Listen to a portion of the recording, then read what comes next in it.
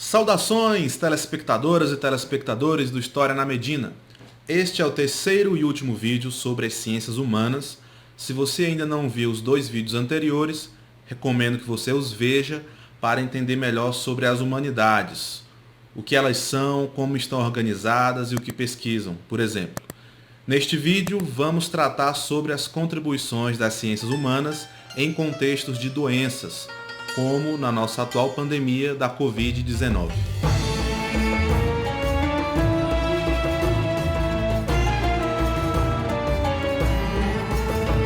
Antes de responder a questão deste vídeo, eu preciso comentar duas medidas irresponsáveis do governo brasileiro. No dia 23 de abril, o CNPq, Conselho Nacional de Desenvolvimento Científico e Tecnológico, anunciou que vai disponibilizar 25 mil bolsas de iniciação científica para as instituições de ensino superior e para as instituições científicas, tecnológicas e de inovação. A vigência dessas bolsas vai ser de agosto de 2020 a julho de 2021, mas essas bolsas só serão ofertadas para projetos diretamente vinculados às áreas de tecnologias prioritárias do Ministério da Ciência, Tecnologia, Inovações e Comunicações. Na descrição do vídeo eu deixei o link da página do CNPq com esse anúncio e com a lista das áreas de tecnologias prioritárias. Numa primeira leitura mais desatenta, essa notícia parece boa, mas de fato ela não é, porque ela restringe a oferta de bolsas a pesquisas vinculadas apenas às áreas de tecnologias prioritárias. Isso não é benéfico nem para as humanidades e nem para muitas outras ciências. Como eu venho falando nos vídeos anteriores, essa medida restritiva do CNPq associa ciência apenas à tecnologia. Como questionam a Academia Brasileira de Ciências e a Sociedade Brasileira para o Progresso da Ciência, abre aspas, se não há possibilidade de uma formação de pesquisadores em todas as áreas e temas, o que será do futuro da ciência brasileira? Fecha aspas. Esse é mais um ataque às ciências e à educação brasileira. Esses ataques vêm ocorrendo há vários anos em diferentes governos, ou por meio de discursos que falam mal da educação pública e da ciência, ou por cortes financeiros, ou por medidas restritivas como essa do CNPq. Como eu falei, isso vem acontecendo em diferentes governos, mas este governo está de parabéns. Ou melhor, desgoverno. Um país que não coloca a educação e a ciência como áreas prioritárias é um país que produz pessoas ignorantes, desesperadas, mal informadas, mal educadas, com condições de vida piores e assim pessoas mais suscetíveis à manipulação por grupos políticos. Como eu disse antes, qualquer semelhança com a realidade não é mera coincidência. O outro ponto que eu queria comentar é o seguinte: o governo brasileiro ficou de fora de uma ação conjunta e colaborativa a nível mundial para acelerar a produção de uma vacina contra a Covid-19. No dia 4 de maio, a ONU e a União Europeia convocaram uma reunião para tratar sobre isso. Participaram dessa reunião mais de 40 governos que fizeram esse compromisso de colaborar com a aceleração da produção de uma vacina para a Covid-19 e compromisso com doações na casa de 7,4 bilhões de dólares para esse objetivo. O Itamaraty e o Ministério da Saúde se pronunciaram pouco sobre essa notícia, sobre esse compromisso mundial. Disseram apenas que o Brasil vai participar com, abre aspas, outras parcerias, fecha aspas. Ao mesmo tempo, agências internacionais fazem chacota com a opinião do atual chanceler brasileiro, que diz que há um plano comunista de conquista relacionado a essa pandemia. Governos corruptos, insanos, irresponsáveis e ineficientes fazem isso mesmo. Não se preocupam com a saúde do seu povo e criam inimigos imaginários para tentar se manter no poder. E sobre esse inimigo perverso, o comunismo, as pessoas falam dele sem saber o que é uma coisa bem genérica.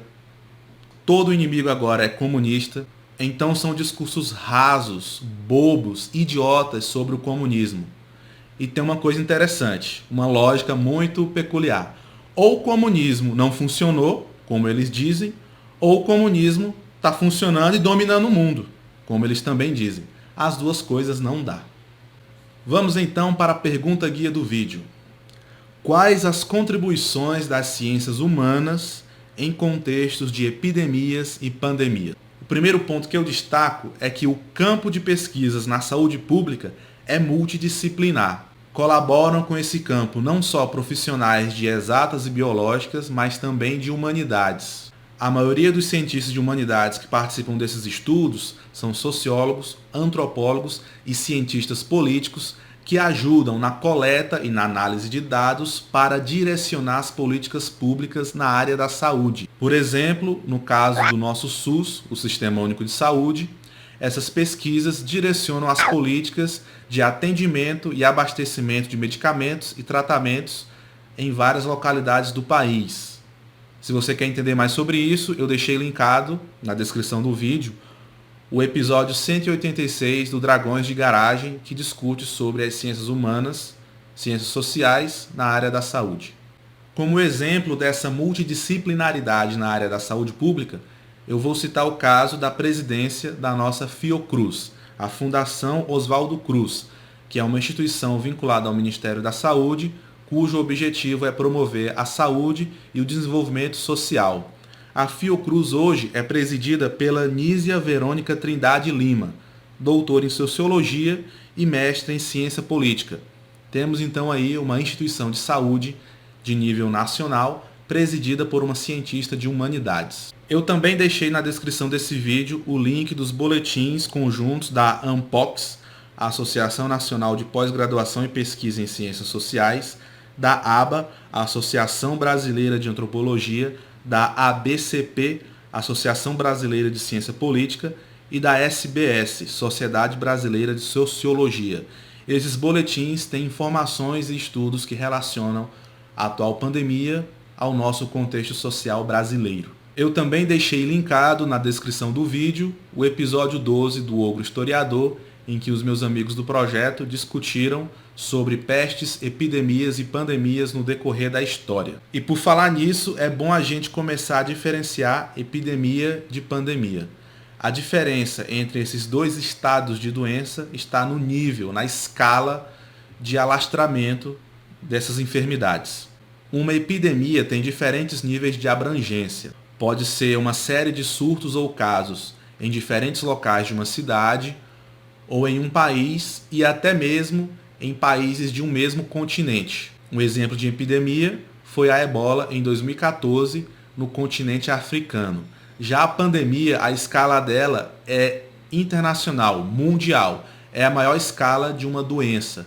É quando vários casos de uma doença aparecem em diferentes países. A plataforma Ciências em Ação Humanitária, promovida pelo UNICEF e pelo Instituto de Estudos para o Desenvolvimento, sintetizou 15 lições aprendidas com doenças no passado, incluindo com a influenza e com o SARS, SARS, uma doença respiratória causada por outro coronavírus em 2003. Eu separei algumas dessas lições com contribuições de estudos de humanidades para diminuir o nível de alastramento das doenças, para diminuir a disseminação das doenças. Então vou falar aqui alguns desses pontos que eu misturei com as contribuições das ciências humanas, visando diminuir o nível de contágio de epidemias e pandemias.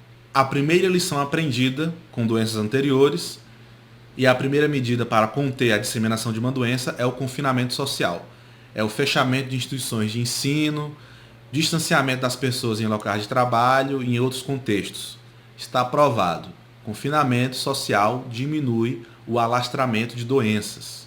A segunda medida é transparência das informações e informações seguras. Os governos têm que informar as populações, suas sociedades, para evitar pânico social.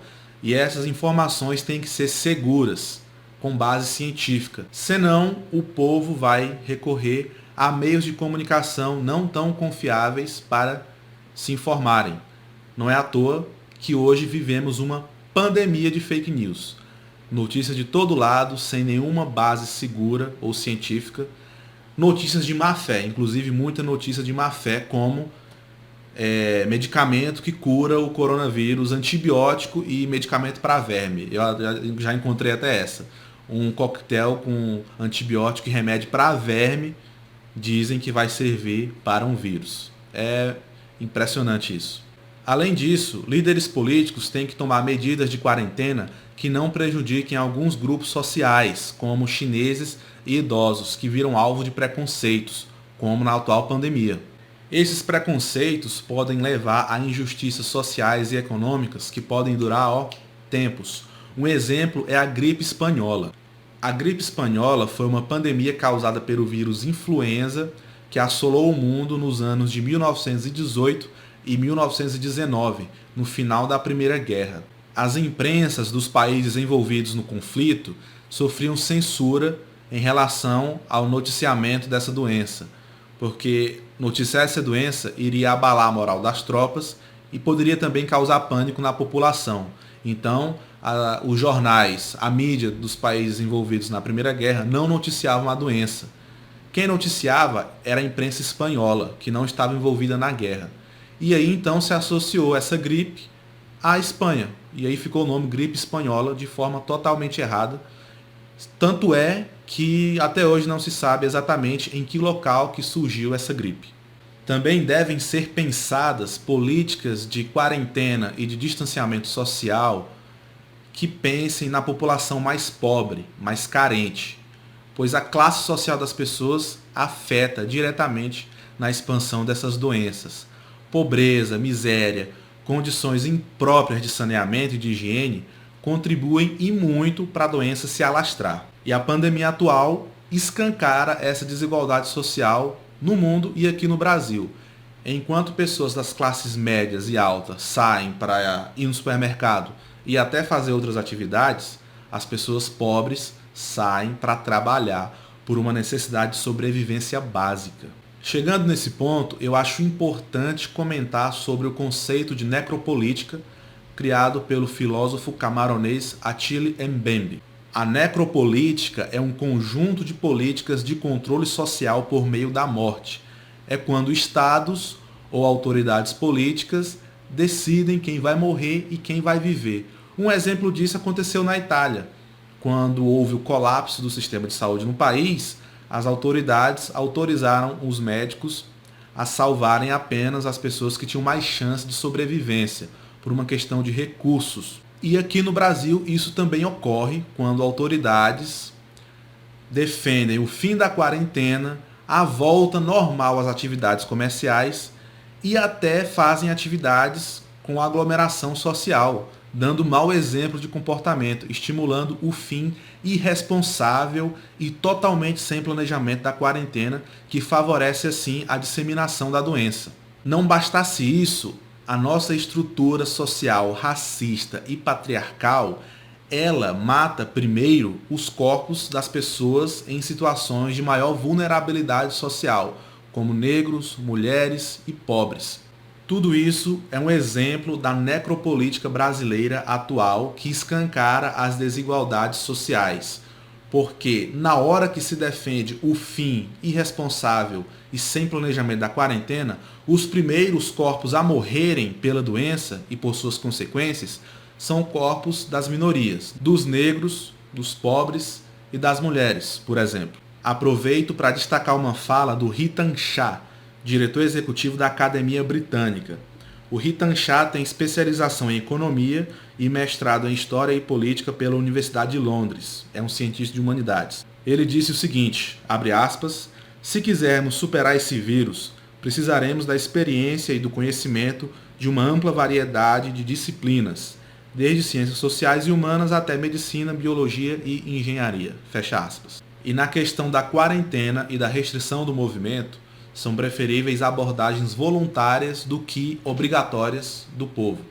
As pessoas vão aderir melhor à quarentena se elas estiverem corretamente informadas sobre a natureza da doença e a gravidade da situação. No geral, medidas obrigatórias à quarentena fazem com que as pessoas geralmente desobedeçam ou não se adequam direito à situação. Mas para isso acontecer, para as pessoas aderirem voluntariamente às situações de confinamento e de quarentena, é preciso uma informação segura, adequada e condições sociais para isso. Então os governos têm que trabalhar muito bem nessa questão, permitindo que as pessoas fiquem em quarentena dentro de casa. Eu estou falando aqui de colaborar com o sustento das famílias, das pessoas que ficam em casa, por meio de políticas públicas decentes, coerentes e que pensem nas pessoas menos favorecidas, principalmente. Os países também devem se preparar adequadamente para funerais em massa, para enterros em massa. E nesse ponto é preciso conciliar as medidas de saúde com necessidades sociais e emocionais das comunidades. Vou citar aqui o caso de Serra Leoa, em 2014, durante a última grande epidemia do ebola na África. Na ocasião, a antropóloga britânica Melissa Leach conversou com as lideranças religiosas locais para que as práticas funerárias fossem modificadas. Elas precisavam continuar existindo por uma necessidade de conforto emocional para aquelas comunidades, só que elas não poderiam existir como antes, com a aglomeração, senão a doença iria se disseminar ainda mais. Então, essa antropóloga conversou com as lideranças religiosas locais para mudar um pouco esses rituais, para que eles fossem feitos à distância. Então, é um exemplo de respeito às práticas culturais diferentes e de adaptação, diálogo e adaptação dessas práticas a um contexto que não favoreça a disseminação de uma doença, nesse caso do ebola em 2014 em Serra Leoa. E como nós, historiadores e historiadoras, podemos contribuir em contextos de doenças, em contextos de epidemias e pandemias?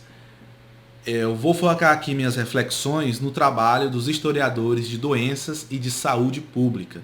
Aproveito então para esclarecer uma coisa. Todos os campos científicos hoje são muito especializados. Há muitas especializações. Eu, por exemplo, sou especializado em história árabe e islâmica. A minha formação foi se especializando e vem se especializando nessa área. Então, toda ciência tem as suas sub-áreas, as suas especializações, suas especialidades. E eu vou falar aqui de considerações de historiadores de doenças e de saúde pública, que são os historiadores que têm mais estudos e experiências nesse campo.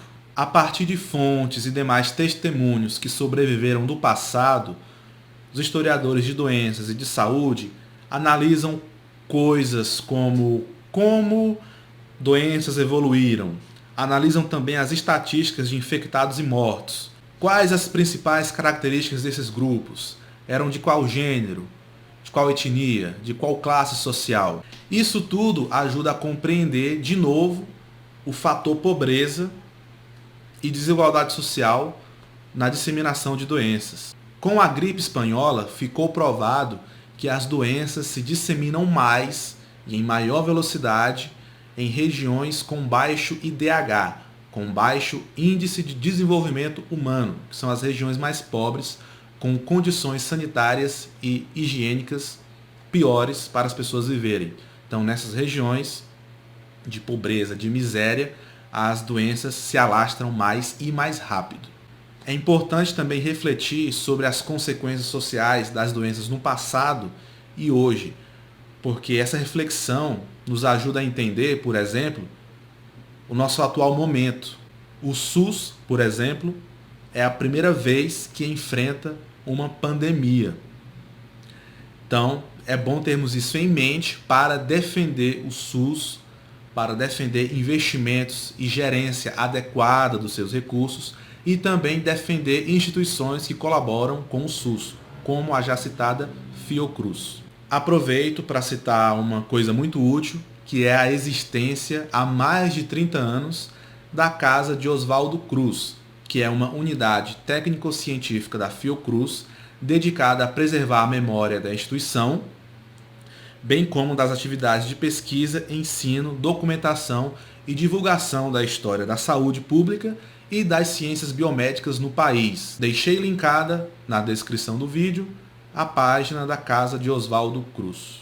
Meus amigos e minhas amigas do História na Medina, encerro por aqui essa trilogia sobre ciências humanas. Espero que vocês tenham gostado. Convido vocês a curtirem a página no Facebook, o perfil também no Instagram, História na Medina. Mandem suas dúvidas, dicas e sugestões nos comentários ou por e-mail historianamedina@gmail.com. Na quarta que vem eu já vou começar a postar os vídeos específicos sobre a história árabe e islâmica, mas vez ou outra eu vou fazer vídeos como esse, focando em teoria de história ou de humanidades, para complementar também todo o conhecimento que eu vou passar e vou trabalhar com vocês sobre a história árabe islâmica. Obrigado pela audiência e até a próxima.